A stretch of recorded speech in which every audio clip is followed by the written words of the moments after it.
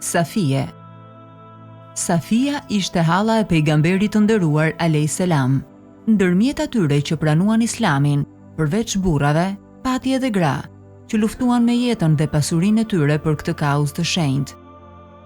Këtyre grave besimtare u binin në luftë shumë detyra, të cilat ato i kryenin me shumë devotshmëri. Punët sakrifikuese që bënin gratë, të cilat i vlerësonin këto detyra gjatë luftës, ishin për t'u vlerësuar.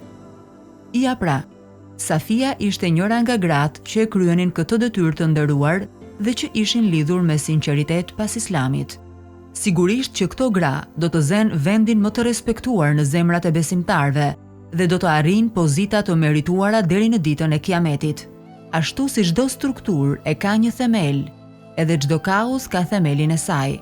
Ja pra, Islami në këtë aspekt i ka kushtuar shumë rëndësi familjes, sepse një popull që i ka të shkatërruara familjet nuk mund të ketë asnjëherë të ardhme. Gruaja mbart një rol të rëndësishëm në familje. Kështu, fëmijët që do të rrisnin gratë sahabe do ta lartësonin këtë kauzë, dhe kështu ndodhi në të vërtetë. Safia e kishte rritur dhe ishte kujdesur për nipin e saj, që kur ai ishte në moshë të vogël. Ajo shfaqte ndaj pejgamberit të nderuar a.s. për kujdesjen e një nëne. E donte shumë nipin e saj Muhamedin a.s. Kishte një vetbesim aq të madh se ai do të arrinte një pozitë të lartë ndërmjet njerëzve, saqë një ditë po mendonte sikur do t'i shihte ato çaste. Kaluan vite. Nipi i saj i dashur u bë pejgamber. Kur mori këtë lajm, Safia i besoi pas një mëdyshje apo hezitim. Tashmë Safia kishte nisur të shihte rezultatet e asaj se çfarë kishte menduar më parë për të dërguarin e Allahut a.s. Ishte shumë e lumtur për këtë. Tashmë do ta forconte lidhjen që kishte ndaj pejgamberit tonë të nderuar a.s. dhe do ta shtonte shërbimin dhe mbështetjen materialo-shpirtërore ndaj tij. Pra, do të bënte ç'ishte e mundur për këtë. Dhe kështu ndodhi. Ajo nuk e kurseu mbështetjen dhe shërbimin për të dërguarin a.s. U përpoq me mishe me shpirt dhe bëri çfarë kishte mundësi lidhur me përhapjen e islamit. Për fat të keq, vëllai i saj Ebu Lehebi kryesonte për armiqësinë që i bëhej nipit të saj të dashur. Safia mërzitej shumë ndaj kësaj mizorie.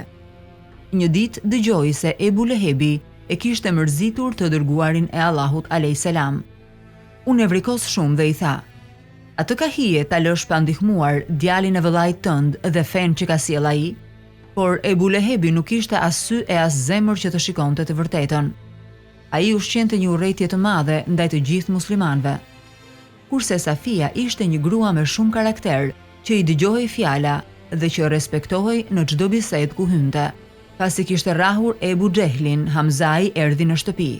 Ky burr, trim e guximtar, i cili u kallte datën të gjithë mushrikëve, nuk po vendoste dot në lidhje me pranimin e islamit.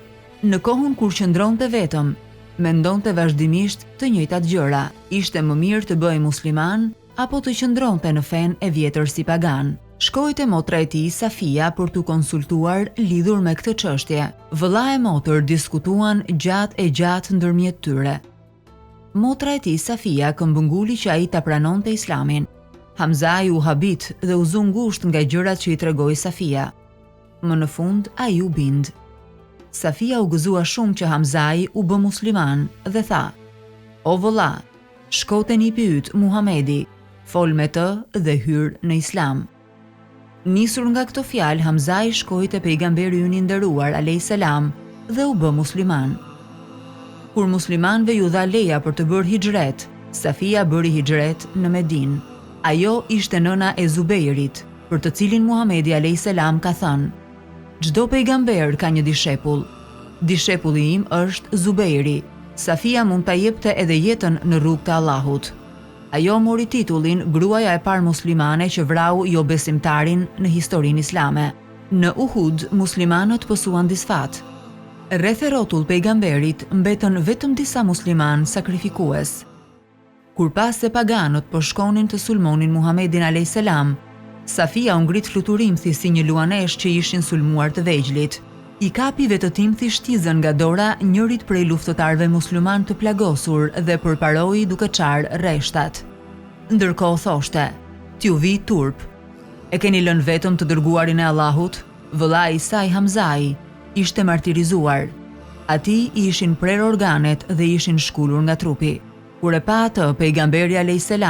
i tha Zubejrit: "O Zubeir, ndaloje nënën tënde të mos hyjë në mes të vrarëve." Zubeiri vrapoi drejt saj dhe i tha: "Nënë e dashur, Muhamedi a.s. të urdhëron të kthehesh pas." Safia ju përgjigj: "Pse? Kam dëgjuar se vëllait tim i janë shkullur organet nga trupi. Të gjitha këto kanë ndodhur në rrugt të Allahut. Ai na ka bërë të kënaqur me këtë ngjarje. Do të bëj durim dhe do ta pres sevapin nga Allahu i madhëruar." Kur dëgjoi këto fjalë, Zubeiri falenderoi Allahun që ishte djali i një nëne kaq heroike. Pas kësaj, ai shkoi te pejgamberi a.s. dhe i tregoi për përgjigjen e nënës së tij. Nisur nga kjo, i dërguari i Allahut i tha: "Atëherë lëre të lirë." Safia shkoi dhe e pa vëllain e saj.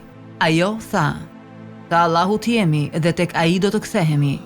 Dhe u lut që Allahu ta mëshironte. Këto ngjarje ishin pak madje për Safien dhe gratë si ajo, të cilat ja kishin falur zemrën Allahut dhe që i besonin kaderit të tij, sepse ato i besonin me të vërtetë Allahut, urdhrave të tij, pejgamberit të tij dhe librit të tij.